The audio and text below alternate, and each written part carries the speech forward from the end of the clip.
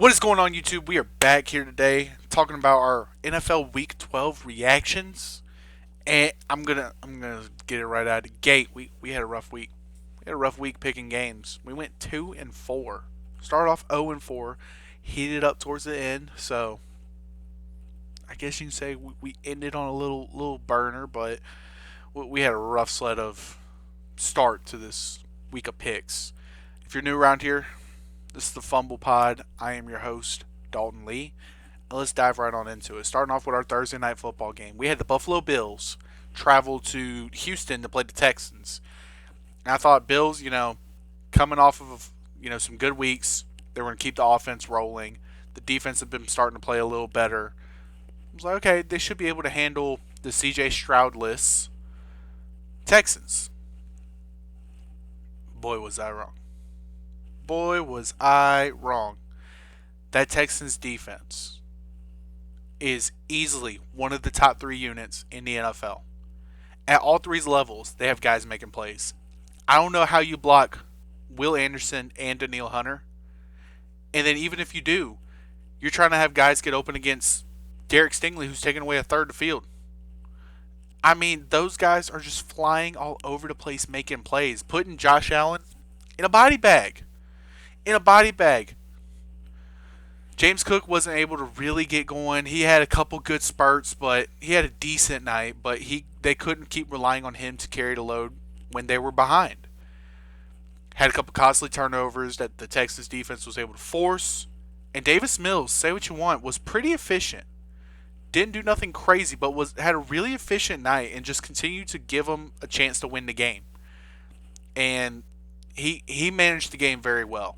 He didn't change the game. He managed it. He put them in a spot to where he wasn't going to lose it. He was going to let the defense be able to win it in the end, and they were able to. Even though at one point they had the Bills on 4th and 27 with the game on the line, you give it up on a little hook and ladder. It was a great play design, perfectly executed, and then just to get him into the red zone just to force Josh Allen to throw an interception, ball game. Made Josh Allen look like a bum. And we know how good Josh Allen is. Made him look like a bum. It was a beautiful game plan by the Texans defense coordinator. D'Amico Ryans really just put BTA on them, and they played out of their minds. They won 23-19. Now we get to our 1 o'clock games. First one we talked about was Steelers at Bears, and Bears were favored 2.5, and I looked at this as, I thought Aaron Rodgers was going to muster up and be able to play. And we know Aaron Rodgers and the Bears have one thing in common. Aaron Rodgers owns the Bears. Well, about 2 to 3 hours before kickoff, came out, said Aaron's not going to play this week. They're going to try and play him next week. So it was Mason Rudolph against Caleb Williams and the Bears. And for most of the game, it was actually pretty close. Back and forth, Pittsburgh get up, then Chicago would get up. I think at one point, Chicago had a 10-point lead, and Pittsburgh was able to bring it to within 3, got the ball late with a chance to tie or win it, and then Mason Rudolph doesn't come through. Why would you expect him to? It's Mason Rudolph. He's a backup for a reason. You brought in Aaron Rodgers for a reason, and Bears win 31-28. I think the Bears actually played pretty good in this game. Super efficient. They were able to get the ball out to the playmakers. Playmakers had great plays. DJ Moore actually was able to get involved with the offense this week. And I think if they're able to get him and Rome Odunze, along with their tight ends and running backs, if they can get the whole group involved, it's actually an underrated skill group, I think. Looking at speed, size, skills, I think they're an underrated unit. And Ben Johnson actually has been phenomenal coaching that team. He's put them in several good positions to be in almost any and every game. They haven't really been blown out.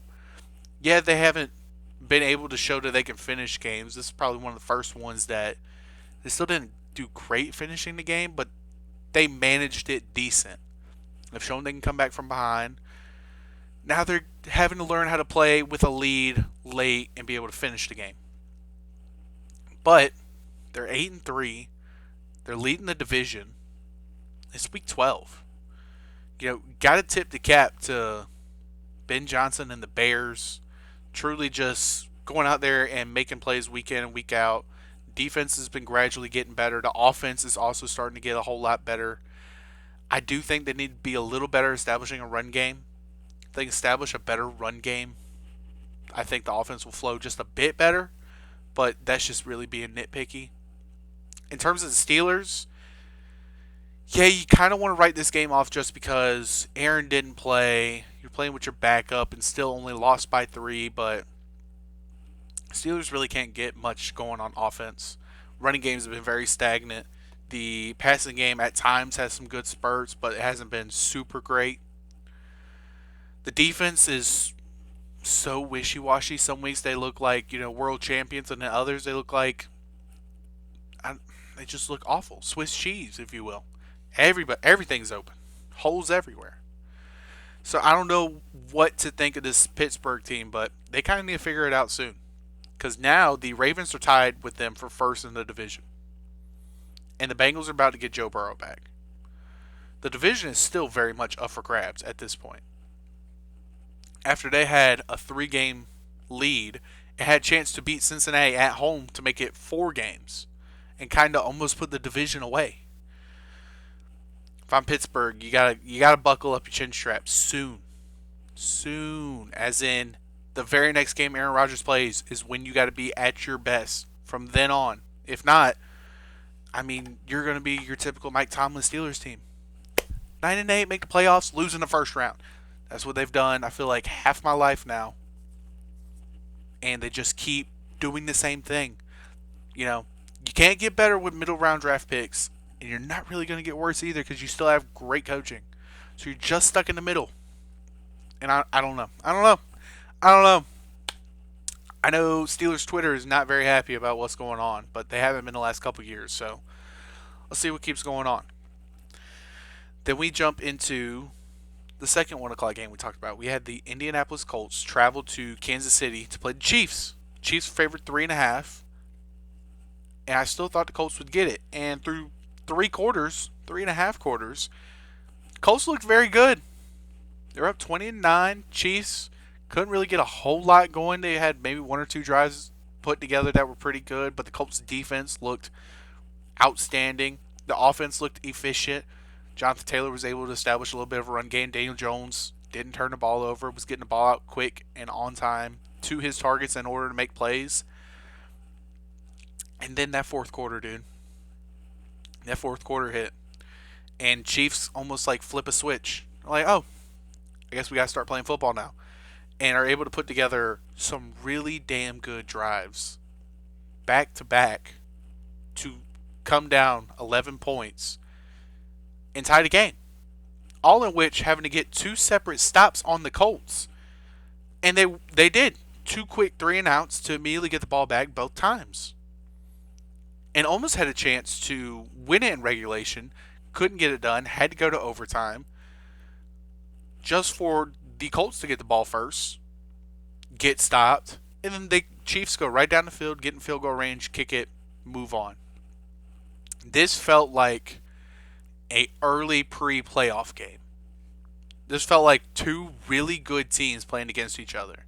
If we didn't show any records and you just watched the game, you're like, oh, these are 2 really good teams. And then you throw the records on screen, you're like, how are the 8-2 Colts giving up this to a 5-5 Chiefs team?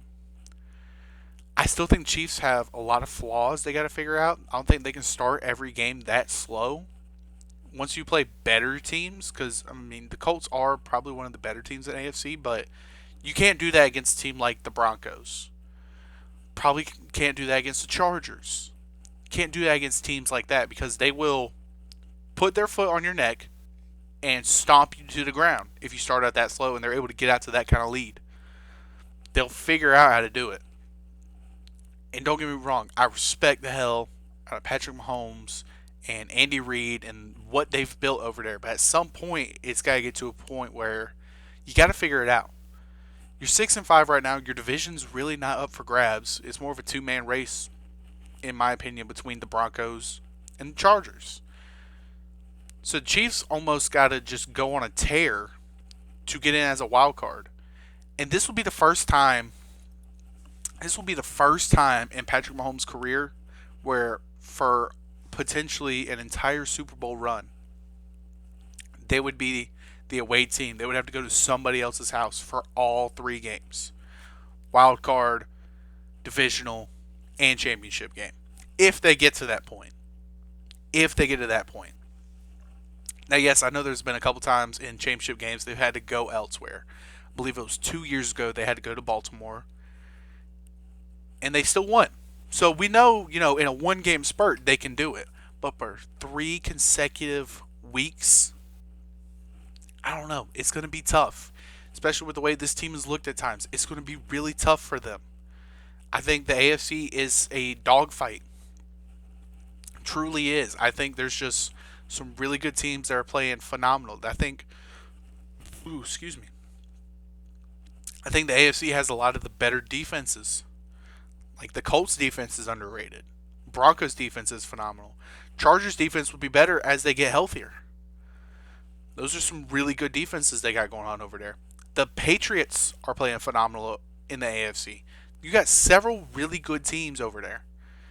If you start out slow against any of them on the road, I mean, I want to say you might as well kiss the game goodbye, but again, it's still the Chiefs, and they showed they still have the ability to flip that switch and just, do what they got to do in order to win these games. For the Colts, you got to figure out a better offense for crunch time situations. You're not going to be able to run the ball 3 straight times with Jonathan Taylor and hope to get a first down. Good defenses are not going to allow you to do that. They're going to force you to put the ball in Daniel Jones' hands. You got to find ways to make them comfortable doing that. Because I think it was, 3rd and 4? They decided to throw a little slant route over the middle to Michael Pittman. And Daniel Jones, 3-step drop, slings it. Leads Michael Pittman too far. Even with Michael Pittman diving, couldn't even get his hands on it. Like, you can tell that was 100% nerves. He turned, rushed the throw because he thought pressure was coming. He's got to get it off quick, get it to his guy. And Michael Pittman was open. He puts it on Michael Pittman. I trust Michael Pittman to make that catch, get a first down, keep the chains moving. And at this point, you still had the lead. So you would have been able to keep the chains moving with right around 4 minutes left in the game. That's a first down. You're going to at least be able to run 3 more plays. But if you don't prepare to put your quarterback in those situations, you can't always expect him to come through.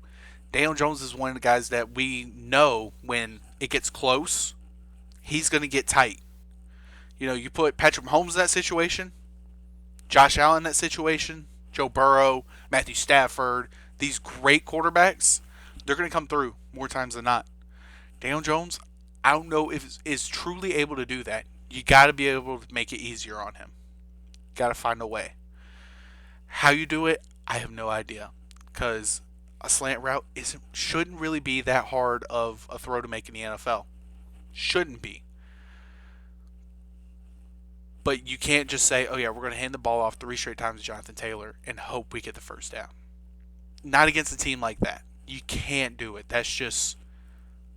It's throwing a drive away. That's immediately saying, okay, we're going to burn 45 seconds to a minute off the clock and just give you the ball back at home while you have all the momentum.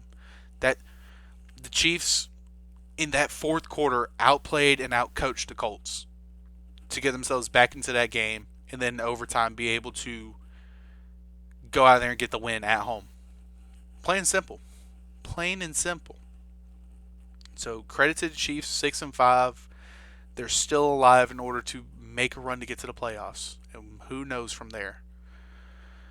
Then we get to the 4 o'clock game. The only 4 o'clock game I talked about this week. Actually, before I get into this one, I will say the other 4 o'clock game I will touch on. The Browns played the Raiders, and Shador made his first career start. And I will say, I don't think Shador played that bad. I still think he's being a little over cocky about it. He had made a statement saying, that he's exactly what they've been looking for. And again, I like seeing young quarterbacks with confidence, but we're talking about one game. and your only passing touchdown was a screen pass to your running back that took it 66 yards. Now, do I think he played bad? No, I don't think he played bad at all. I think he actually played pretty good. Still had an interception in there, and I still think he is trying to figure out the offense. The reports have been that this week was the first full week of practice that he's actually taken with serious reps since training camp. So over time, you would think the more reps he gets in practice, the better he'll play. And I can see the flashes of potential. He did make one amazing throw, rolling right, had Isaiah Bond deep, and he just cut it loose and dropped it right in the bucket to Isaiah Bond. If he doesn't fall, it's a walk-in touchdown. Made another good throw, rolling out right again. Jerry Jeudy over middle. Granted, he was wide open, but he was able to keep a play alive and give it to him. Granted, Jerry Jeudy then turned around and did something stupid to fumble it, gave away that possession. But I think Shador, so far this year, has been one of the better quarterbacks to play for him, outside of Joe Flacco early. But Shador actually looked decent. And I think with more practice, more reps, he's only going to get better. I don't truly know what his ceiling is. I do think he is pretty accurate. I think he throws a good ball. I think he's got a good arm. He's got decent mobility. Who knows what he could be? Could he be a potential franchise guy? Maybe. Maybe he's just going to be a upper tier game manager. Who knows? At this point, I think Cleveland would be happy with that because that way they can say they have a somewhat reliable guy. But again, I'm only going to take this all with a grain of salt because this was against the Raiders, and the Raiders are awful. Truly awful. Myles Garrett had a phenomenal day. That whole defense had a phenomenal day. I think the team as a whole had 10 sacks. Myles Garrett had 3. Myles Garrett right now, as of week 12, has 18 sacks by himself, putting him well on pace to break the record set by Michael Strahan at 22 and a half. I think he's on pace for like 27, which is insane. Insane to think about. I just want to talk about that game briefly. Now let's jump into our 4 o'clock game, the one we did talk about. We had the Eagles traveling to Jerry World, Dallas, to play the Cowboys. Eagles were favored 3.5. I like the Cowboys to cover the spread. Took the Eagles to win by a field goal. And at first, Eagles came out moving. First 2 drives, they were just slinging that rock, especially to A.J. Brown. And some people would say it was forced. I don't think it was actually forced. If you look at it, A.J. Brown was open. They were drawing up the concepts to get him open and to get him the ball. And it was working. If it ain't broke, don't fix it. In the first 2 drives, they moved right down the field. They were able to get Devontae going a little bit. He had a couple nice catches. And next thing you know, it's like you look down, you look back up. It's 21-0 Eagles. You're like, oh, okay, this is what's going on. Then right before half, Dak Prescott and the Cowboys are able to put a drive together. Dak makes a nice little run, being able to get into the end zone, make it 21-7. Okay, it's somewhat watchable. Let's see how the second half goes. Cowboys get a stop. They score. 1-score game. Cowboys get another stop. Tie it up. Okay. Now we're in the fourth quarter of a tied ball game. Came back all the way down 21-0. The Eagles could not get nothing going on offense. And when they did, the one drive that they were able to put something together, Saquon Barkley fumbles on a little dump pass over the middle. Fumbles. And the Cowboys had a chance to go down and take the lead. They weren't able to, but they had that chance. Cowboys end up winning by a field goal in overtime. Right? There were so many overtime games. I think this one went to overtime. Or maybe it was at the end of regulation. I can't remember. All I know is Brandon Aubrey does what he does, kicking game-winning field goals. But it's like in the second half, the Cowboys' defense just turned it up to a different level. Eagles could not run the ball, which is their identity, is running the ball and being the more physical team. Could not do it. Between Kenny Clark and Quinnen Williams, they clogged up the middle. They allowed linebackers like Overshown and Logan Wilson, who they just went and acquired via trade, to get through and make plays. and forcing the Eagles into obvious passing downs, and their secondary was actually able to keep up. Able to get a little pressure on Hurts, but was able to keep up and get the stops. And then turn around and give it to offense that's been playing phenomenal all year. They run the ball well. George Pickens. On a team in which you have CeeDee Lamb, and he currently leads the team in drops, which is so weird. I think he has now 8 or 9 drops just against the Eagles this year. So weird. So out of character of him. George Pickens has been phenomenal. Been phenomenal for the Cowboys. If I'm Jerry, I'm trying to figure out when can I extend him. What's the earliest I can offer him a contract? Because he has elevated his offense. There was one play, I think it was on the drive to tie it. Dak Prescott just unloads a deep shot to George Pickens into double coverage. I'm like, what are we doing? And George Pickens just climbs up the ladder over Quinyon Mitchell and brings it in to make it first and goal. It's like a 50-yard pass. And just goes up over technically two defenders. Safety was coming in. He had to jump over the corner and brought it in. And it was like never a doubt. He gets up immediately thinking, I'm like, okay, he's just trying to sell the call. No, when you look at a replay, it was never a doubt that he didn't catch that and controlled it and came down with it. He's just making insane plays. And I think that's when the team was like, oh, we absolutely are going to win this game. And they went out there and got it. Now we're looking at a team that's, at one point, we were digging their grave and being like, oh, you are going to have a top 10 pick. So now being like, you maybe could sneak into the wild card. With the way your defense played in the second half, seems like they're only getting better. Your offense has been phenomenal all year. You look like you can easily plow through some of your games in the schedule, get through them, and win it and get into the wild card at least. I don't know if you can win the division. Unless the Eagles have an all-time meltdown, you can absolutely go to playoffs.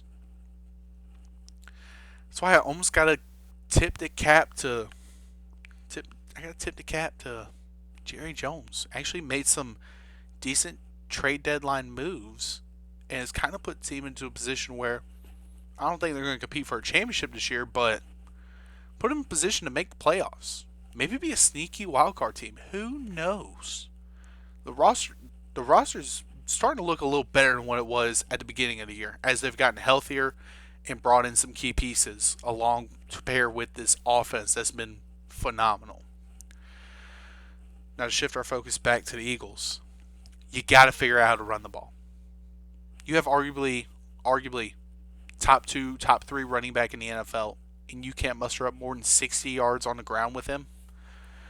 This guy was on pace to break the record for most yards in a season last year. Sat out the last game when he easily could have broke it. And he hasn't even looked close to that guy. Not even close. I don't even think he's had a 100-yard game this year. And at times your passing game looks stagnant. You started out your passing game great in the first half, and then the second half it's like you couldn't get it going. You couldn't get any type of offense going. No consistency. No play that you can go back to 2 times in the same drive and be like, it'll work. Nothing. I don't know if this is a Sirianni issue or if this is, players just not executing, if it's offensive coordinator issue, but you got to figure it out. The NFC is also very strong. At some point you'll have to play a team like the Lions again, or the Rams, or the Seahawks. 49ers are starting to look better. You're going to have to play one of these really good teams. You might have to run to the Cowboys again. Who knows? You've got some tough teams that you'll have to play on the back half of your schedule and in the postseason. Passing game might not be able to be available the whole game. So you got to be able to run the ball. If not, you're not going to go very far. That's what allowed you to go very far last year. You ran the ball exceptionally well. And this year you can't. You have a great defense, but at some point they're going to get tired if you can't sustain drives and put your team in a position to give your defense rest and put points on the board. And that's what killed them in the second half. They couldn't get nothing sustainable on offense. The defense was on the field for a majority of the second half, and the Cowboys offense was able to take advantage of it and did it very well. It was a great game, though. Very entertaining game. Now we get to Sunday Night Football. We had the Bucks traveling to LA to play the Rams. Spread was 7.5, which I thought was fair due to the injuries of the Bucks and just how the Rams have been playing this year. Took the Rams to win by 10. I think I almost had the Rams total points scored. Right, I think they won 37-7. That was probably one of the worst starts to a game any Buccaneers fan could have asked for. You give up a touchdown. You get the ball on offense. You throw. I understand it's technically a pick, but it was in the receiver's hands. He bobbles it. Or not the receiver. I think it was K. Dotton. Bobbles the ball, falls into the DB's lap, and he's able to return it for a touchdown. All of a sudden, you're in a 14-0 hole. And then you immediately punt. And then they go down and score again. They say, no, it's again 21-0. I'm like, okay. We just saw this in the game before. Maybe the Bucks be able to put it together like they have several times this year and get back into it. Nope. Couldn't.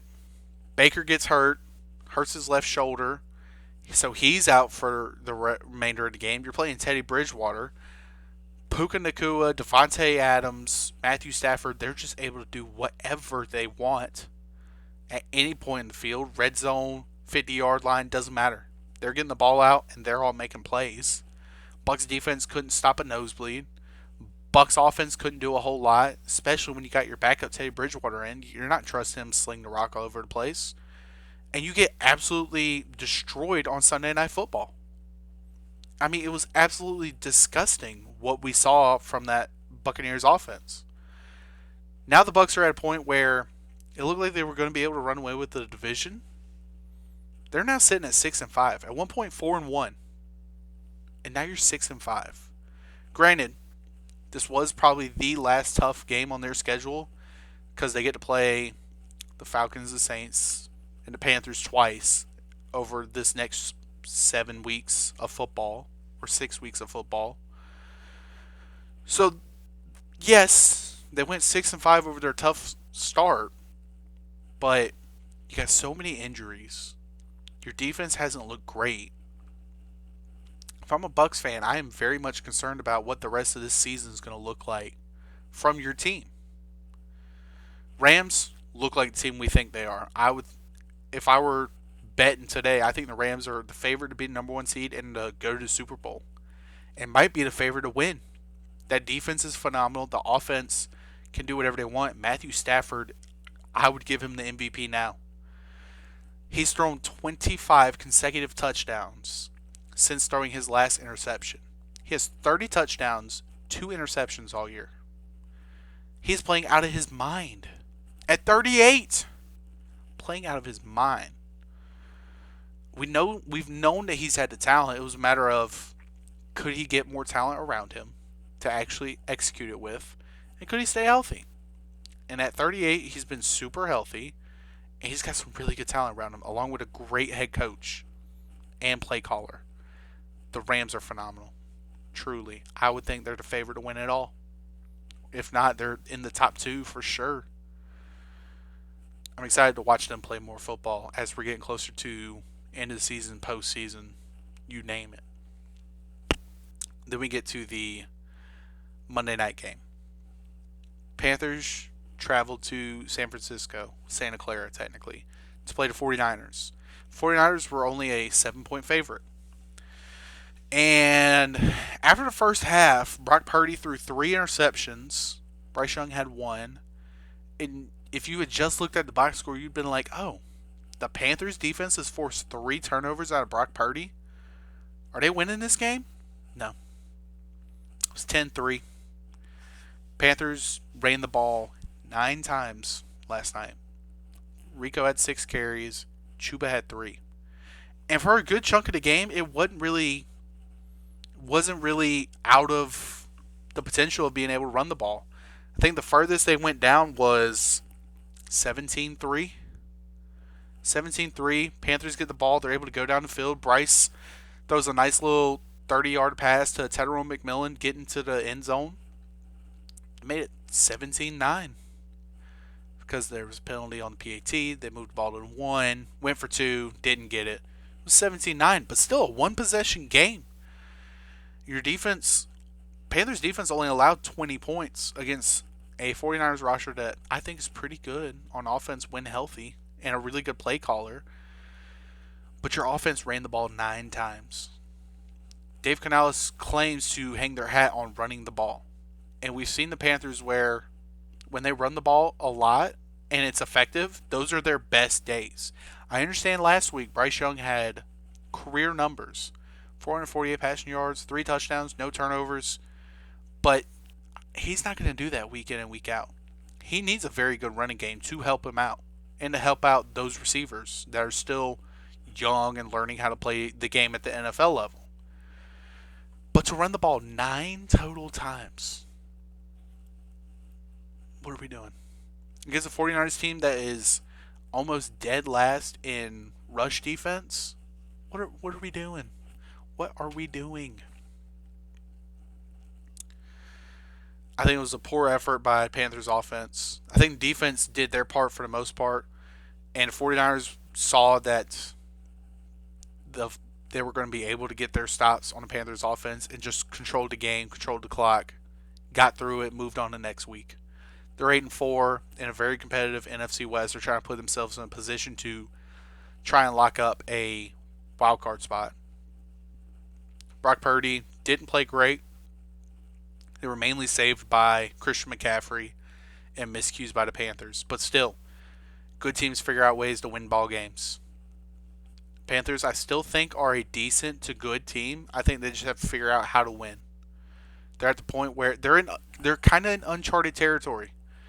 Most time by this point of the year, you're looking at mock drafts. You're trying to figure out, who's the next guys you're bringing in. You're at a point where you're really competing for the division. You're 6-6. Bucks are 6-5. You get to play them twice at the end of the season. Those 2 games could be pivotal in potentially winning your division. You've already swept the Falcons. You dropped one to the Saints. You got to hope that you can win the second one. But you're in a position to potentially win your division and maybe go to the playoffs, which would be uncharted territory for almost everybody on this roster. But I think they're still trying to figure out how to win. We know that they can win football games, but they're trying to figure out how to do it consistently, and especially against teams that they probably shouldn't beat. I think they get lucky at times, but they got to be able to turn luck into true results time in and time out. And that's all I got for you this week. I had a nice little dive, nice little good weekend of NFL football. I think it was one of the better weeks. Had some insane games. Several games went to overtime. Several great games on television. Still are going to have some of your duds, but really entertaining week. If you're new here, subscribe, hit the notifications button. Let you know when we're posting more content. If you've been around for a minute, like the video, share it with some friends if you think they will enjoy the content. Leave a comment down below on any hot takes, or if you think there was a game that I should have talked about more. Or, if your team won, let me know that your team won down below. But until next time, deuces.